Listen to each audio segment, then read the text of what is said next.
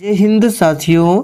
तो पहला प्रश्न आपके सामने है, निम्नलिखित में से कौन सी समिति चुनाव सुधारों से संबंधित नहीं है। बिल्कुल टॉप लेवल का प्रश्न है। इन चारों ऑप्शन में से कौन सी समिति है जो चुनाव सुधार से संबंधित नहीं है। तो यहाँ पे सही जवाब है डी ऑप्शन, वाईके अलग समिति। इस समिति का गठन जो है योजना आयोग ने 1979 में गरीबी आकलन के लिए किया था। तो याद रखिएगा ये समिति जो है चुनाव सुधार से संबंधित नहीं है। आगे देखिए, भारतीय संविधान की कौन सी अनुसूची राज्यसभा में राज्यों और संघ राज्य क्षेत्र के स्थान आवंटन से संबंधित है। बिल्कुल आपके एग्जाम में पूछा जाने वाला प्रश्न है। चलिए आंसर बताएंगे। तो दूसरे प्रश्न का सही जवाब है चौथी अनुसूची। याद रखिएगा तीसरी अनुसूची में क्या है, तो विभिन्न पदाधिकारियों द्वारा पद ग्रहण के समय ली गई शपथ का उल्लेख है तीसरी अनुसूची में। भारतीय संविधान में प्रस्तावना को किस संविधान से लिया गया है। काफ़ी ज़्यादा इम्पोर्टेंट प्रश्न है, इसको मार्क करके रखिए, एग्जाम में पूछा हुआ प्रश्न है। तो देखिए दोस्तों, प्रस्तावना को जो है ये लिया गया है यूएसए के संविधान से, और जो प्रस्तावना की भाषा है उसको लिया गया है ऑस्ट्रेलिया देश के संविधान से। ऑस्ट्रेलिया देश के संविधान से समवर्ती सूची का विचार भी लिया गया है। दक्षिण अफ्रीका से क्या लिया गया है, तो संविधान संशोधन की प्रक्रिया को दक्षिण अफ्रीका से लिया गया है। संविधान संशोधन की प्रक्रिया का उल्लेख अनुच्छेद 368 में है और भाग 20 में है। तो इसे भी आप सभी जरूर ध्यान रखें। आप लोग कमेंट करके बताएंगे प्रस्तावना में अभी तक कितने बार संशोधन हुआ है। न्यायमूर्ति पुंछी आयोग, यहाँ पे पुंछी होगा, किससे संबंधित है। चलिए चौथे प्रश्न के लिए आंसर बताएंगे। न्यायमूर्ति पुंछी आयोग किससे संबंधित है। तो दोस्तों यहाँ पे सही जवाब है बी ऑप्शन, केंद्र राज्य से संबंधित है न्यायमूर्ति पुंछी आयोग। नागरिकता संबंधी उपबंध संविधान के किस भाग में है। चलिए 5 के लिए फटाफट से आंसर बताएंगे। नागरिकता संबंधी उपबंध संविधान के किस भाग में है। तो बिल्कुल सही आंसर दिए हैं, भाग 2 में है। देखिए भाग 1 की बात करें तो इसमें संघ और उसके राज्य क्षेत्र के बारे में बताया गया है, और भाग 1 में है अनुच्छेद 1 से लेकर 4 तक। भाग 2 में नागरिकता है और अनुच्छेद है 5 से लेकर 11 तक। भाग 3 की बात करें तो भाग 3 में क्या है, याद रखिएगा मौलिक अधिकार है, और इसका उल्लेख है 12 से लेके 35 तक में। भाग 4 में है नीति निर्देशक सिद्धांत, उल्लेख है 36 से लेके 51 तक। तो सभी को ध्यान रखें। सर्व शिक्षा अभियान का उद्देश्य क्या है। चलिए 6 के लिए आंसर बताएंगे। सर्व शिक्षा अभियान का उद्देश्य क्या है। तो याद कर लीजिए, इम्पोर्टेंट है। इसका उद्देश्य है 6 से 14 वर्ष की आयु वर्ग के सभी बच्चों को प्राथमिक शिक्षा प्रदान करना। ये सर्व शिक्षा अभियान का उद्देश्य है, और ये लागू कब हुआ था सर्व शिक्षा अभियान, तो 2001 में लागू हुआ था। आगे देखिए, संविधान के किस अनुच्छेद में देवनागरी लिपि में हिंदी को राजभाषा घोषित किया गया है। काफ़ी ज़्यादा इम्पोर्टेंट प्रश्न है, मार्क करके रखें, एग्जाम में पूछा जा सकता है कि किस अनुच्छेद में देवनागरी लिपि में हिंदी को राजभाषा घोषित किया गया है।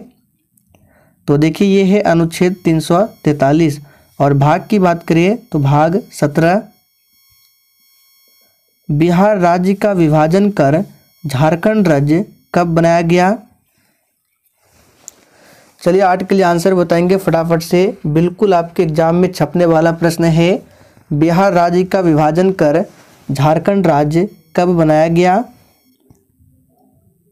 तो बिल्कुल सही आंसर दिए हैं नवंबर 2000 को।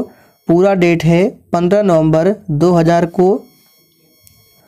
नगर निगम का अध्यक्ष कौन होता है? चलिए आप सभी 9 के लिए आंसर बताएंगे। और दोस्तों आपके जितने प्रश्न सही होते हैं आप लोग लिख कर रखिए, फिर सेशन के लास्ट में आपको अपना अपना स्कोर कमेंट करके ज़रूर बताना है। तो बहुत ही सिंपल प्रश्न है, नगर निगम का अध्यक्ष महापौर होता है। पंचायती राज व्यवस्था कब संवैधानिक संस्था बनी थी? वेरी वेरी इंपॉर्टेंट प्रश्न है, इसे भी मार्क करके रखें, काफ़ी बार एग्जाम में पूछा गया है। तो पंचायती राज व्यवस्था कब संवैधानिक संस्था बनी? तो याद रखिएगा 1993। और कौन सा संशोधन था? तो 73वां संविधान संशोधन के तहत, याद रखिएगा। और पंचायती राज पूछा जाता है कहाँ से प्रारंभ हुआ था? तो राजस्थान के नागौर से। कब? तो 2 अक्टूबर 1959 को।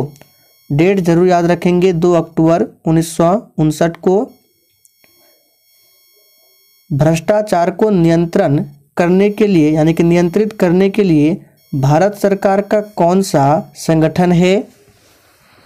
फटाफट से 11 के लिए आंसर बताएंगे। तो देखिए दोस्तों, भ्रष्टाचार को नियंत्रित करने के लिए भारत सरकार का संगठन है केंद्रीय सतर्कता आयोग। तो ए ऑप्शन जो भी बच्चे दिए हैं आपका बिल्कुल सही जवाब है। लोकतंत्र का सबसे बुनियादी परिणाम क्या है? चलिए 12 के लिए आंसर बताइए। और दोस्तों जिसने अभी तक सेशन को लाइक नहीं किया है प्लीज़ आप सभी सेशन को दिल से ज़रूर लाइक करें। तो लोकतंत्र का सबसे बुनियादी परिणाम क्या है? तो ये है नागरिकों के प्रति जवाबदेह। ए ऑप्शन आपका सही जवाब है। शिक्षा का अधिकार अधिनियम कब लागू हुआ था? तो देखिए यहाँ से 2 प्रश्न बन सकते हैं, याद रखिए। देखिए शिक्षा का अधिकार अधिनियम जो है 4 अगस्त 2009 को औपचारिक रूप से लागू हुआ था, लेकिन संपूर्ण देश में 2010 से लागू हुआ था। तो दोनों आपको याद रखना है, ऑप्शन में जो मिले आपको वो आंसर बताना है। तो देखिए अभी ऑप्शन में दिया गया है 4 अगस्त 2009। राज्य में राष्ट्रपति शासन का अर्थ क्या है? चलिए 14 के लिए आंसर बताएंगे। राज्य में राष्ट्रपति शासन का अर्थ क्या है? तो बिल्कुल सही आंसर दिए हैं। राज्य में राष्ट्रपति शासन का अर्थ होता है कि उस राज्य में राज्यपाल का शासन। राज्यपाल बनने के लिए उम्र सीमा है 35 वर्ष। राज्यपाल की नियुक्ति कौन करता है? तो भारत के राष्ट्रपति। भारतीय संविधान के अनुसार दल बदल के आधार पर निरर्हता का उल्लेख किसमें है? चलिए आंसर बताएंगे। भारतीय संविधान के अनुसार दल बदल के आधार पर निरर्हता का उल्लेख किसमें किया गया है? किस अनुसूची में? तो देखिए ये किया गया है 10वीं अनुसूची में। 10वीं अनुसूची ये 52वां संविधान संशोधन 1985 के तहत जोड़ा गया था। निम्नलिखित में से कौन सी समिति चुनाव सुधार से संबंधित है? चलिए आंसर बताएंगे फटाफट से। तो देखिए हम लोगों ने प्रश्न 1 में देखा था कि कौन सी समिति चुनाव सुधार से संबंधित नहीं है, लेकिन यहाँ पे पूछा गया है चुनाव सुधार से संबंधित है। तो देखिए ये संबंधित है दिनेश गोस्वामी समिति, याद रखिएगा। जीवी के राव समिति, अशोक मेहता समिति और LM सिंघवी समिति, ये तीनों जो है पंचायती राज से संबंधित है। राज्य विधायिका के धन विधेयक को केवल किसकी पूर्व सिफारिश पर प्रयुक्त किया जा सकता है?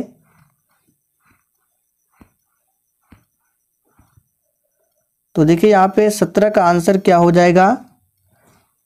सी ऑप्शन राज्यपाल, याद रखिएगा। राज्यसभा धन विधेयक को कितने दिनों के लिए लंबित कर सकती है?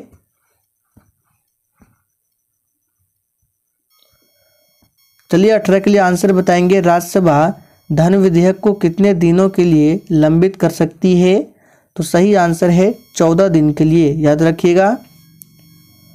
भारतीय संविधान के अनुसार मानव का दुर्व्यापार और बलात् श्रम निषिद्ध है, यह कौन से अनुच्छेद में वर्णित है?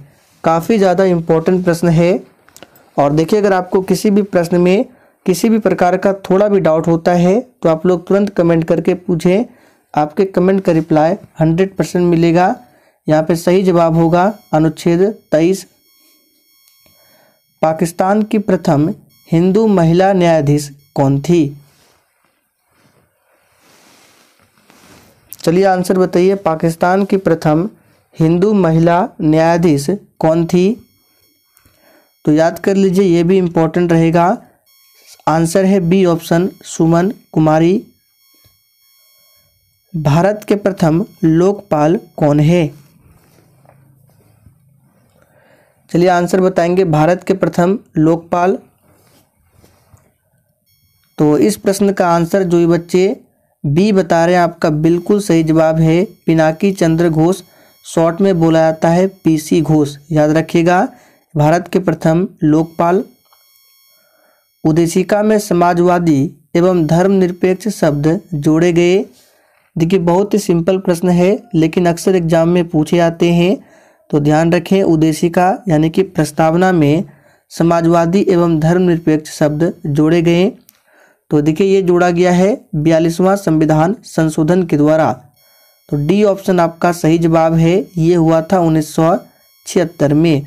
और देखिए, 42वां संविधान संशोधन को लघु संविधान भी कहा जाता है। 44वां संविधान संशोधन कब हुआ था? 1978 में। और इसी के तहत संपत्ति के अधिकार को मौलिक अधिकारों की सूची से हटाकर कानूनी अधिकार बनाया गया और अब संपत्ति के अधिकार को अनुच्छेद 300A में रखा गया है। भारत में राष्ट्रीय मतदाता दिवस किस दिन मनाया जाता है? चलिए 23 के लिए आंसर बताएंगे फटाफट से। और अभी तक आप लोगों ने सेशन को लाइक नहीं किया है तो प्लीज़ आप सभी सेशन को लाइक करें, सेशन को शेयर करें। तो यहाँ पे सही जवाब हो जाएगा 25 जनवरी। क्यों मनाया जाता है? क्योंकि 25 जनवरी 1950 को ही चुनाव आयोग की स्थापना होती है, इसलिए 25 जनवरी को राष्ट्रीय मतदाता दिवस मनाया जाता है। भारत में विधि निर्माण सर्वोच्च निकाय है। तो देखिए, भारत में विधि निर्माण सर्वोच्च निकाय संसद है। तो ए ऑप्शन आपका सही जवाब है। देखिए, बी ऑप्शन में है नीति आयोग। नीति आयोग की स्थापना होती है 1 जनवरी 2015 को। याद रखिएगा। और इसके अध्यक्ष कौन होते हैं? तो भारत के प्रधानमंत्री होते हैं। आप लोग कमेंट करके बताएंगे राष्ट्रीय विकास परिषद की स्थापना कब होती है? भारतीय संविधान की उद्देशिका में न्याय शब्द के निम्नलिखित में से किस रूप का उल्लेख नहीं है?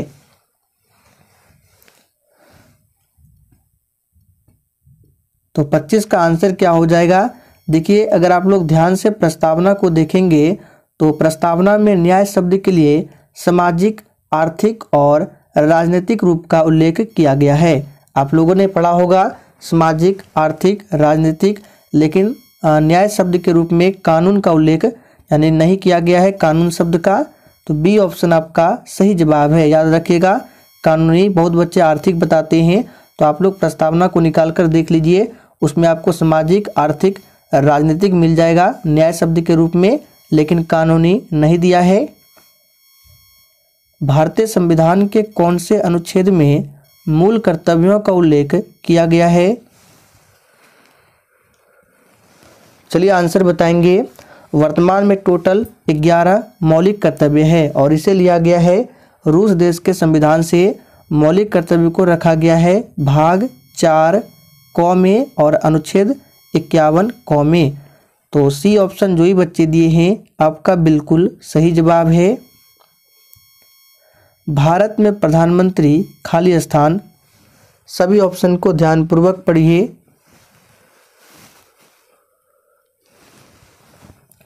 तो देखिए दोस्तों, भारत में प्रधानमंत्री जो है अनुच्छेद 75 के द्वारा, याद रखिएगा, राष्ट्रपति द्वारा नियुक्त किया जाता है। तो सी ऑप्शन जो ही बच्चे दिए हैं आपका बिल्कुल सही जवाब है, राष्ट्रपति द्वारा नियुक्त किया जाता है? निम्नलिखित में से कौन से विषय भारतीय संविधान के अनुसार संघीय सूची में सम्मिलित नहीं है?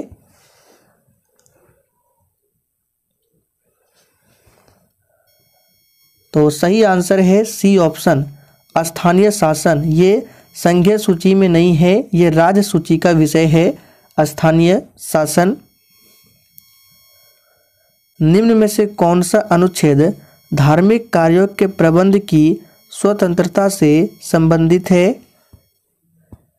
चलिए 29 के लिए आंसर बताएंगे।